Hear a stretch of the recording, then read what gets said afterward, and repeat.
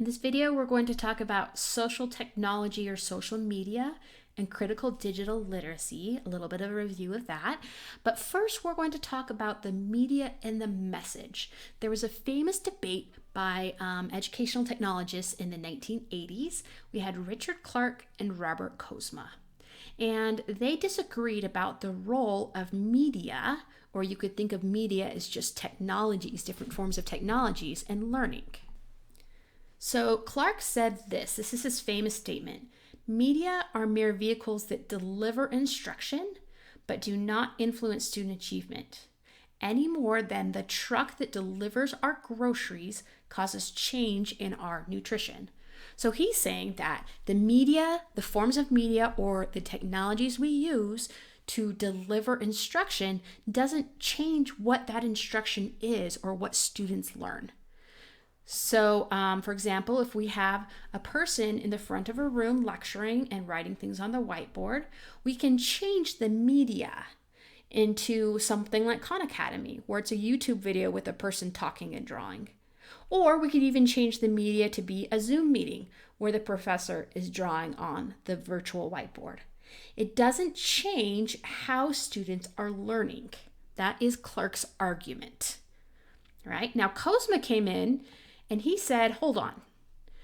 I think that capabilities of a particular medium or a particular technology, in conjunction with methods that take advantage of the capabilities, interact with and influence the ways learners represent and process information.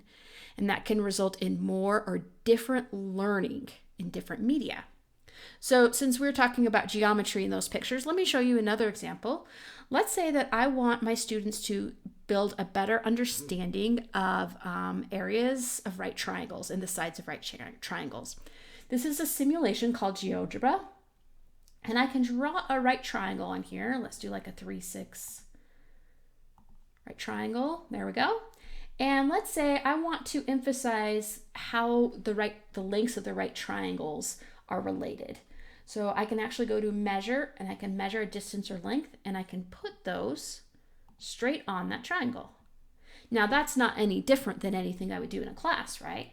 But now what I can do is I can actually move this and I can show them how these numbers change as I move. And I could maybe write a ratio to show how that ratio stays the same even when the numbers change. Or I could measure the area to this. Okay, so now we have an area and I can see how the area changes as I go. So when I'm representing this triangle, it's now a dynamic view.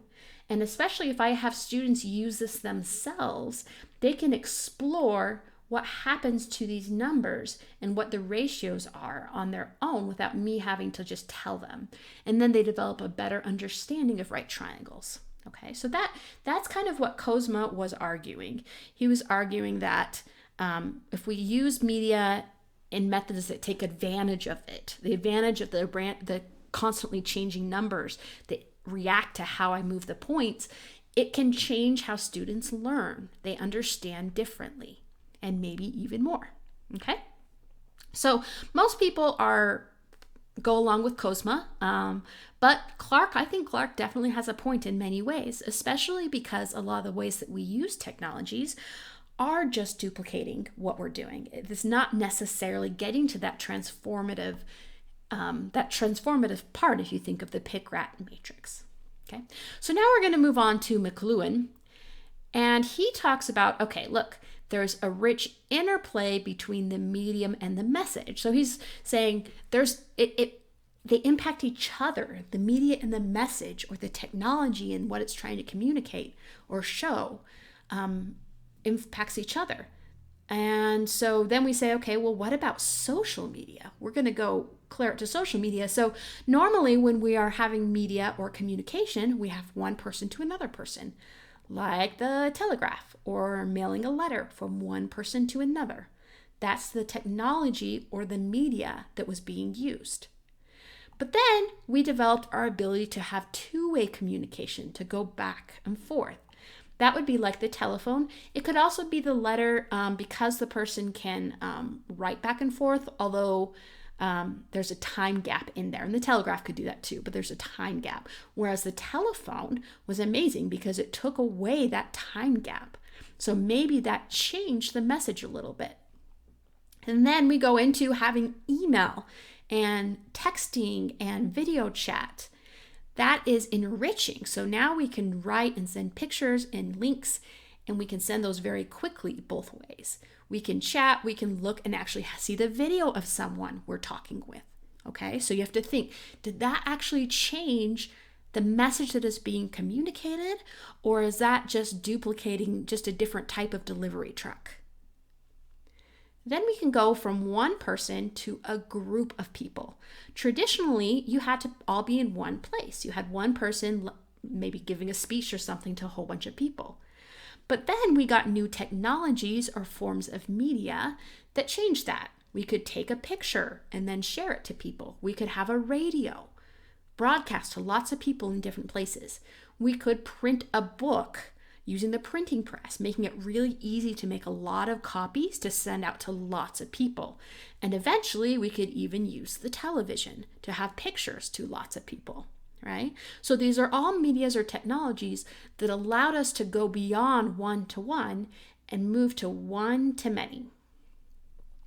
And then we go to social medias and digitize this. So now we have Instagram, we have podcasts, we have Twitter, we have blogs, and YouTube. I'm curious what you think.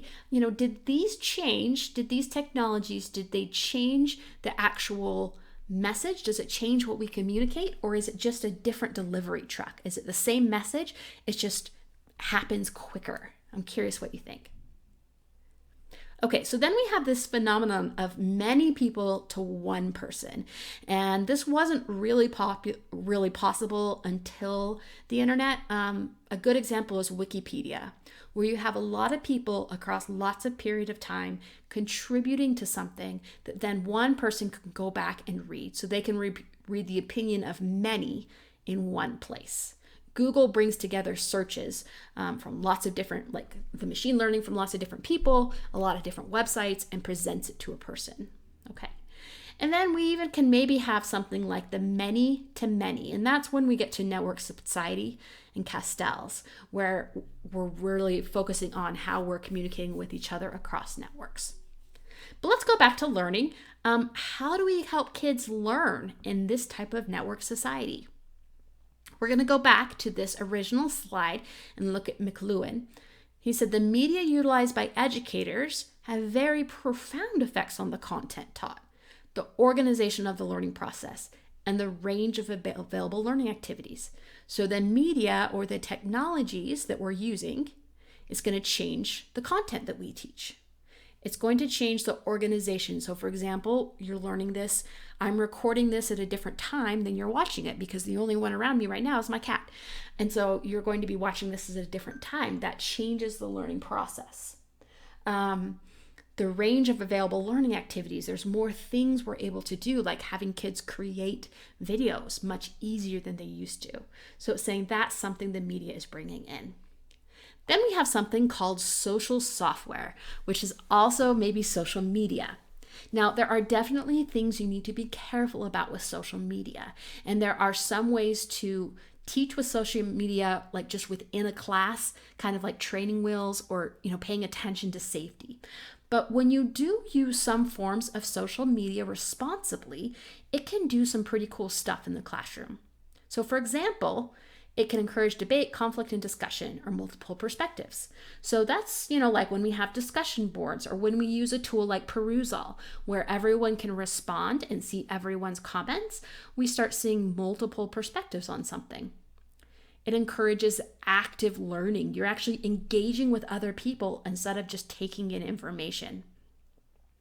It supports creativity, multiple media formats. We can share images and texts and videos and all kinds of stuff through social media and social software.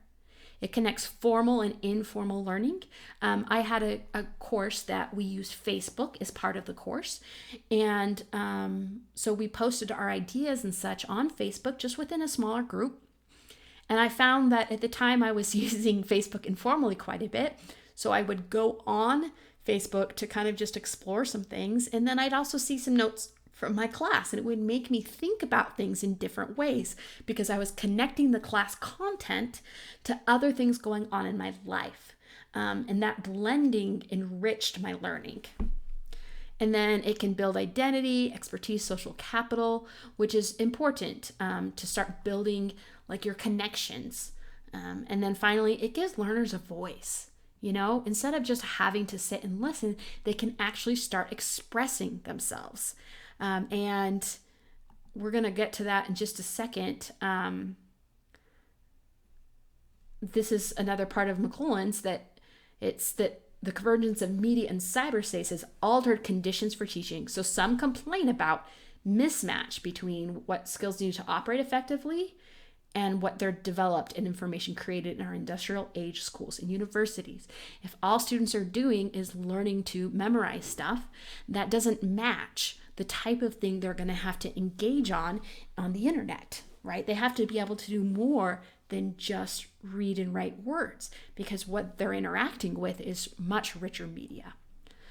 In order to do that, though, they need some form of digital literacy. And just to review, I'm going to skip this, but digital literacy is ultimately about literacy is about being able to articulate our experience in the world and declare we are here. It's about how we shape the world and how we are shaped by it. But eventually it allows us to communicate and have a voice. So traditionally we think of reading and writing, but for digital literacy, reading and writing is still very important, and doing that in books is very important. But we also need to know how to interpret images and videos, and not just interpret, but create. Just like we have to learn to write, we have to learn how to create with media. And the 4 parts of digital literacy: we need to be able to find information, evaluate information, create information, and communicate information. Okay, so those are all skills we need to be helping our students develop. And then this is from Richardson, and this is one reason that I emphasize authentic assessment so much, is because here's what he says: in an environment where it's easy to publish to the globe, it feels more hollow to ask students to hand in their homework to an audience of one. They're making posts that are able to be seen by thousands of people. And then we ask them to write something and give it to a teacher. That does not feel meaningful. If they're already building networks beyond their classroom walls, forming communities around their passions and their talents, it's not hard to understand why rows of desks and time-constrained schedules and standardized tests are feeling more and more limiting and ineffective. So instead of that, if we're trying to utilize social media in our classrooms, we are allowing them to blog, to create websites, to do other things, to have a voice beyond the teacher, do their work for something real, not just to hand in to a teacher. And that becomes much more meaningful to them. Then we go on to critical digital literacy, and sometimes it's media literacy. And that's going to add that we need to analyze relationships between media and audiences, information, and power. And ultimately to empower students to create their own messages that can challenge media, texts, and narratives. So as we look at the power students have when they begin creating with media and finding ways to share that with authentic audiences, they begin to question the type of information and the power that's being sent to them. And they're able to actually challenge that through what they themselves create. And that's really the vision for effective use of technology in teaching. All right, so takeaways. Communication has gone through rapid changes, communication media, and over time, the type of media we have has changed the types of things we can communicate, or at least the efficiency of communicating that. The needs of learners are different. They're used to rapid communication with others. So being able to just, having to just turn something into a teacher is not very meaningful. They need to be able to find, evaluate, create, and communicate information. And when they learn to communicate their ideas, they actually find a voice to spur change. And that is much more powerful and much more motivating than getting a good grade. Thanks for watching.